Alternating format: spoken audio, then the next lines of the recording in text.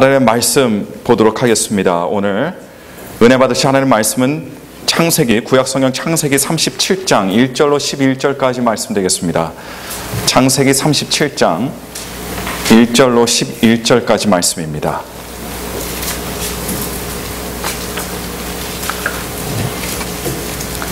구약성경 56면을 여러분께서 열어주시길 바랍니다. 창세기 37장 1절로 11절까지 말씀 되겠습니다. 다 찾으실 줄로 믿고 제가 봉독해 드리겠습니다. 야곱이 가나안 땅 곧 그 아비의 우거하던 땅에 거하였으니 야곱의 약전이 이러하니라. 요셉이 17세의 소년으로서 그 형제와 함께 양을 칠 때에 그 아비의 첫 비라와 실바의 아들들로 더불어 함께하였더니 그가 그들의 과실을 아비에게 고하더라. 요셉은 노년에 얻은 아들이므로 이스라엘이 여러 아들보다 그를 깊이 사랑하여 위하여 채색 옷을 지었더니 그 형들이 아비가 형제들보다 그를 사랑함을 보고 그를 미워하여 그에게 언사가 불편하였더라. 요셉이 꿈을 꾸고 자기 형들에게 고하매 그들이 그를 더욱 미워하였더라. 요셉이 그들에게 이르되 청컨대 나의 꾼 꿈을 들으시오. 우리가 밭에서 곡식을 묵더니 내 단은 일어서고 당신들의 단은 내 단을 둘러서서 절하더이다. 그 형들이 그에게 이르되 내가 참으로 우리의 왕이 되겠느냐, 참으로 우리를 다스리게 되겠느냐 하고 그 꿈과 그 말을 인하여 그를 더욱 미워하더니 요셉이 다시 꿈을 꾸고 그 형들에게 고하여 가로되 내가 또 꿈을 꾼즉 해와 달과 11별이 내게 절하더이다 하니라. 그가 그 꿈으로 부형에게 고하매 아비가 그를 꾸짖고 그에게 이르되 너의 꾼 꿈이 무엇이냐? 나와 내 모와 내 형제들이 참으로 가서 땅에 엎드려 내게 절하겠느냐? 그 형들은 시기하되 그 아비는 그 말을 마음에 두었더라. 아멘. 여러분, 사람은 주변의 사람들과 자신을 둘러싸고 있는 환경으로부터 무수히 많은 그런 영향을 받으면서 살아가게 되어 있습니다. 과거에 내가 받아온 작고 큰 영향들, 그것들이 좋은 영향이든 아니면 나쁜 영향이든 간에 오늘날 나의 현재 모습을 만드는데 아주 상상 외로 크게 작용했다는 것은 누구도 부인할 수 없는 그런 사실이 될 것입니다. 그리고 어제도 오늘도 내일도 우리는 무엇인가로부터 그리고 누구로부터 지속적으로 끊임없이 계속 영향을 받게 될 겁니다. 여러분께서는 아마도 맹모 삼천지교라는 말을 들어보셔서 잘 아실 겁니다. 맹자의 아버지가 일찍 돌아가시는 바람에 과부가 되어버린 어머니는 혼자 아들을 키우게 되었습니다. 근데 처음에 어린 맹자는 어머니와 공동묘지 부근에서 살았다고 합니다. 그러다 보니까 이 맹자가 보는 것이 장사 지내는 광경이고 듣는 것은 상여 소리와 곡소리인지라 이 어린 맹자는 이런 흉내를 내면서 놀았다고 합니다. 이것을 본 맹자의 어머니는 이래서는 안 되겠다 생각하고 이사를 갔는데 어디로 갔냐? 시장 근처로 이사를 가게 되었습니다. 근데 이제 어린 맹자의 눈에 보이는 것은 뭡니까? 물건을 늘어놓고 아웅다웅하며 거래하는 사람들의 모습들과 귀에 들리는 것은 손님을 부르고 흥정하는 소리니 아니나 다를까 맹자는 그때부터 이제 시장 상인 흉내를 내면서 놀았다고 그럽니다. 아들의 모습을 본 어머니는 또다시 이래서도 안 되겠다 생각하여 이번에는 서당 옆으로 이사를 갔습니다. 그러자 그때서야 어린 맹자는 자연스럽게 예를 갖춰 지내는 흉내를 내고 행동거지를 똑바로 하는 예법이며 글 읽는 놀이를 하게 되었고 맹자의 어머니는 바로 그곳에서 맹자를 큰 학자로 키워냈다는 것에서 유래된 것이 바로 맹모 삼천지교라는 겁니다. 이 맹모 삼천지교라는 말은 사람이 환경으로부터 받는 영향력이 얼마나 대단하고 중요한지를 단적으로 그렇게 보여주고 있습니다. 이렇게 사람은 끊임없이 주변의 환경과 사람들에 의해 영향을 받으면서 살아가는데요, 사람의 인생을 좌지우지할 정도의 지대한 영향을 미치는 것을 한 가지 꼽으라고 한다면, 한 가지 그것을 뽑으라고 한다면요, 저는 서슴지 않고 가정이라는 것을 꼽을 것 같습니다. 가정이라는 것은 하루 이틀 또는 한 해 두 해 있다가 사라지는 것이 아닙니다. 사람은 일평생 가정이라고 하는 울타리 속에서 사는 데다가 함께 지내는 가족 구성원들이야말로 나를 가장 잘 알고 내가 가장 많이 접하면서 살아가는 사람들이기 때문에 가족이야말로 우리들에게 그 어떤 것들보다 가장 많은 그리고 가장 깊은 영향을 미치게 되어 있습니다. 오늘 우리가 읽은 창세기 37장은 우리들에게 한 가정을 소개하고 있습니다. 바로 야곱의 가정입니다. 야곱에게는 12명의 아들들이 있었는데 창세기 37장의 배경은 12번째 아들인 막내가 태어나기 전의 이야기를 담고 있는지라 11명의 아들들만이 나오고 있습니다. 그렇게 창세기 37장은 11명의 아들들을 가진 야곱의 가정에 대해서 이야기를 하는데요. 그 이야기를 보니까 야곱의 가정이야말로 문제가 있는 가정이라는 것을 우리는 쉽게 알 수가 있습니다. 한마디로 야곱의 가정은 언제 무엇이 어떻게 터질지 모르는 그 불안한 가정, 언제 넘어질지 모르는 그 위태로운 가정의 모습으로 성경은 묘사하고 있습니다. 아버지인 야곱은 자신의 11번째 아들인 요셉을 심하게 편애를 했어요. 그래서 3절 말씀 보니까 다른 아들들은 다 제쳐놓고 11번째 아들인 이 요셉에게만 채색 옷을 지어서 입혔다라고 성경은 기록하고 있습니다. 지금은 색깔 없는 옷이 거의 없죠, 여러분. 다들 색깔이 입는 옷이에요. 그러나 당시에 색깔이 들어가 있는 것 그 자체가 굉장히 비싼 옷이라는 것을 가르쳐주고 있습니다. 그래서 아무나 색깔이 있는 옷을 입지를 못했어요. 오늘날로 생각해보면요, 요셉의 형제들은 남대문 시장 길바닥에서 구입한 옷으로 입혔다면 요셉에게만은 고급 백화점에서는 구입할 수 있는 명품 옷을 입혔다는 그런 이야기를 하고 있는 겁니다. 어린 요셉에게 이런 채색 옷을 입힌 것을 보면 야곱이 얼마나 이 요셉을 아끼고 사랑했는지 우리는 가히 충분히 짐작할 수 있습니다. 비단 근데 가정의 문제는 아버지인 야곱의 편애만 있지 않습니다. 요셉에게도 문제가 있었습니다. 아버지의 지나칠 정도의 편파적인 그런 사랑을 받고 있다면 그렇지 못한 형들에게 미안한 마음을 가지고 있어야 되는 것 아니겠습니까? 그래서 형들 앞에 겸손하고 형들 편에 서서 함께 행동해도 부족할 판국에 요셉은 형들이 잘못한 것이 있다면 그것을 아버지에게 그대로 달려가서 고자질을 했습니다. 또 형들이 자기에게 절하며 복종하는 그 꿈을 꿀 때마다 그걸 그냥 가만히 마음에 담고 있어야 되는데 그 꿈들을 가지고 형들에게 떠벌리면서 자랑을 했어요. 요셉이 모르면서 자랑을 했을까요? 한마디로 형들의 속을 그냥 박박 긁어놓는 거예요. 그래서 창세기 37장 초반부에 비춰지는 요셉의 모습은 어떻습니까? 아버지의 지나친 사랑으로 다른 사람들의 감정은 고려하지 않으면서 철없이 기고만장하게 자란 그런 아들의 모습으로 그렇게 그려지고 있는 거예요. 자, 그렇다면 요셉의 형들은 어떻겠습니까?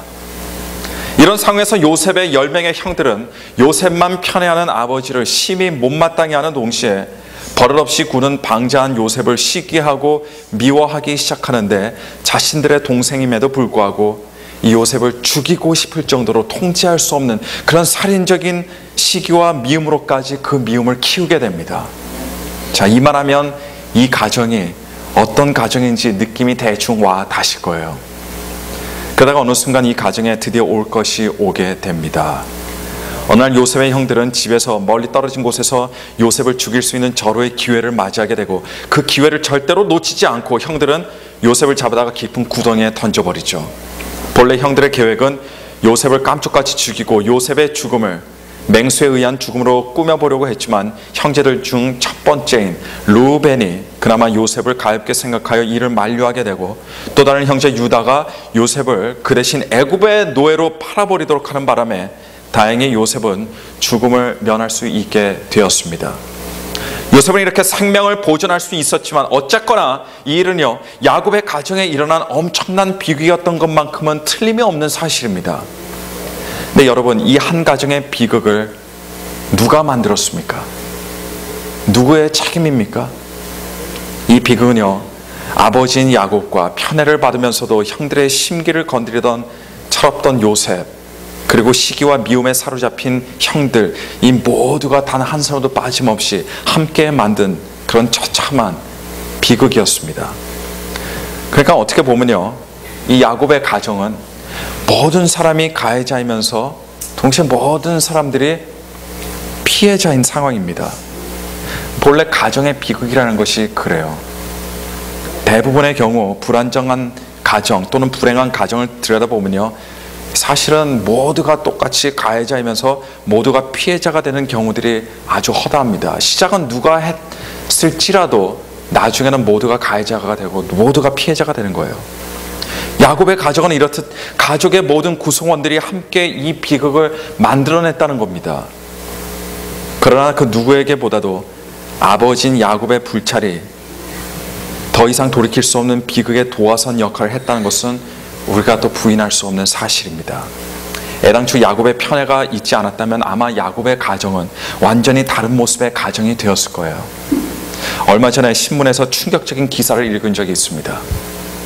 어떤 TV 프로그램에서 한 초등학생의 시를 아주 우연찮게 소개한 적이 있었는데요. 그 시의 제목은 이렇습니다. 아빠는 왜? 아빠는 왜? 자, 이 시의 내용을 읽어보니까 내용이 이렇습니다. 엄마가 있어 좋다. 나를 이뻐해 주어서. 냉장고가 있어 좋다. 나에게 먹을 것을 주어서. 강아지가 있어 좋다. 나랑 놀아 주어서. 그런데 아빠는 왜 있는지 모르겠다. 현대의 아버지들은 돈 버는 기계로 전락한 지 벌써 오래되었습니다. 이런 상황에서 아이들은 이 아버지와 어떤 교감도 나누지 못하게 돼요. 아이들의 세계에 이 아빠라는 사람은 있는데 아빠라는 존재감이 없는 겁니다. 오늘날 많은 가정의 문제가 바로 이것입니다. 아빠가 있기는 있는데 아이들의 마음에 아빠라는 존재감이 없는 거예요.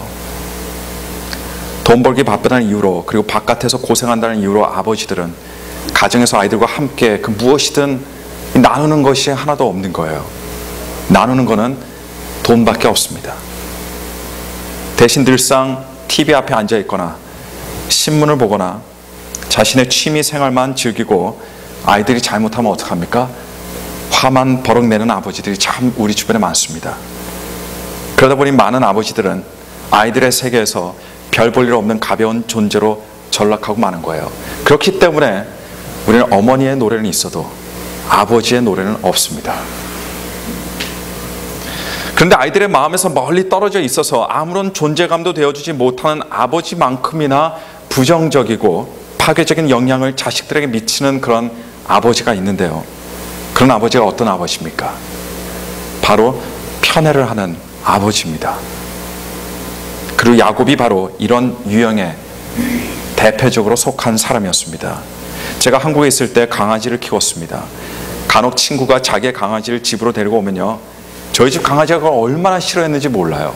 미친 듯이 싫어했습니다. 다른 강아지를 특별히 제가 안고 있으면 이 보통 때는 한없이 유순하다가도 그때만큼은 제가 안고 있던 다른 강아지에게 얼마나 큰 적대감을 보이는지 몰라요. 어떻게 그렇게 대놓고 시기심을 드러내는지 참 제가 신기했습니다. 여러분, 근데 동물이 이런데 사람은 어떻겠습니까? 사람은 더하면 더했지 덜하지 않아요. 사람은 사랑을 갈구하는 존재입니다. 누구나 그 사랑을 갈구하게 돼 있어요.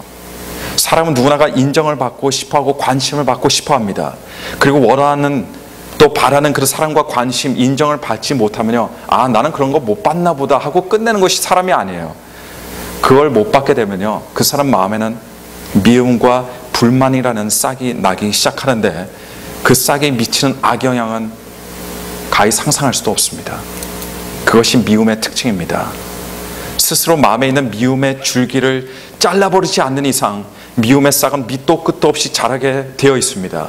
그래서 요셉의 형들은 요셉을 편애하는 아버지를 보면서 그냥 섭섭해한 것으로 끝낸 것이 아니에요. 자신들의 동생인 요셉을 죽이려고까지 한 겁니다. 창세기 37장은, 여러분 이 장을 기억하십시오. 창세기 37장은 편애와, 아버지의 편애와 요셉의 교만과 형제들의 미움으로 점철된 불완전하고 나약한 실패한 비극의 한 가정의 모습을 아주 적나라하게 보여주고 있습니다. 자, 요셉의 이야기는 창세기 37장에서 한 장을 건너뛰어서 39장에 다시 다루어지기 시작합니다. 아버지의 사랑을 한 몸에 받던 요셉, 다른 형제들은 입어보지도 못한 채색 옷을 입고 있던 그런 요셉, 형들은 다 일하러 먼 곳으로 가야 했던 반면에 요셉은 늘상 아버지 곁에만 있었건만, 그러나 하루아침에 요셉은 완전히 뒤바뀐 삶을 이제 살기 시작하는 거예요. 그가 가지고 있던 것은 이제 아무것도 없습니다. 그를 사랑하던 아버지의 사랑도 없습니다. 그가 누리던 특별한 위치도 이제는 더 이상 누릴 수 없게 되었습니다.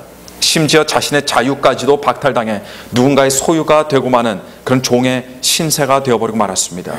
자, 요셉은 아마도 자신의 상황이 여기에서 더 이상 나쁘게 될 수 없을 것이라고 생각했을 거예요. 이제 추락할 대로 추락했다라고 그렇게 생각했겠죠. 하지만 요셉의 생각이 틀렸습니다. 요셉은 종의 신분이 된 것도 모자라서 이제는 억울한 누명을 뒤집어 쓰고 죄인이 되어 왕의 감옥에 수감된 죄수가 되었습니다. 왕의 감옥에 갇힌 요셉, 그가 풀려날 수 있을지 아니면 죽을지 그의 앞날은 도통 그 아무도 가늠할 수가 없게 되었습니다. 이것이 바로 창세기 39장의 내용입니다. 자, 창세기 37장과 창세기 39장에는요 공통점이 있습니다.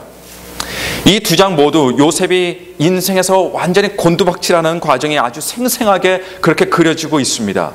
37장에는 형들에게 배신을 당해 죽기 일보